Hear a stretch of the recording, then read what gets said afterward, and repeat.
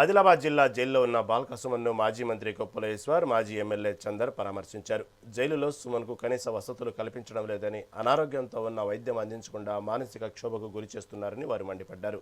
Kyathanpalli municipality ఎన్నికల్లో మంత్రి వివేక్ అధికార దౌర్జన్యానికి పాల్పడుతున్నారని, బీఆర్ఎస్ కౌన్సిలర్లపై దాడులు చేయించి తిరిగి వారిపైన కేసులు పెట్టించారని ధ్వజమెత్తారు. కాంగ్రెస్ ప్రభుత్వం పోలీసులను అడ్డుపెట్టుకుని రాజ్యాంగాన్ని ఖూనీ చేస్తుందని, పాత కేసులు తోడి సుమన్కు బెయిల్ రాకుండా అడ్డుకుంటుందని వారు ఆరోపించారు.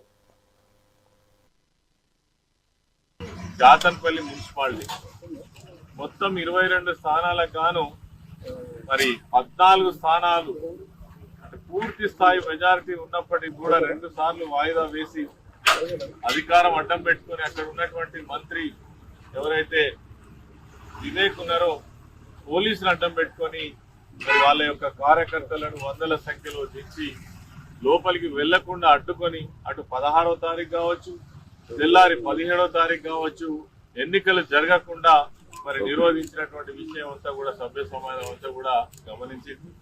దౌర్జన్యం చేసింది వాళ్ళు, రాళ్ల దాడి చేసింది వాళ్ళు, కాన్వాయ్ తోటి మరి వందల మంది లోపలికి దొచ్చుకుపోయింది వాళ్ళు.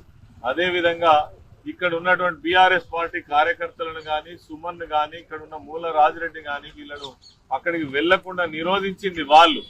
అదే విధంగా తిరిగి పోలీసులు ప్రభుత్వం వాళ్ళ చేతిలో ఉన్నది కాబట్టి మరి మా నాయకుడు మాజీ శాసనసభ్యుడు విప్పుగా పనిచేసినటువంటి ఉద్యమకారుడు సుమన్ పైననే తిరిగి ఒక 20 మంది పైన కేసులు పెట్టి జైళ్లలో పెట్టడం, అదేవిధంగా జైల్లో పెట్టడమే కాకుండా పాత కేసులన్నీ తోవి బయటికి తీసి అసలు బయటికే రాకుండా చేయాలనేటువంటి ప్రయత్నం చేయడం.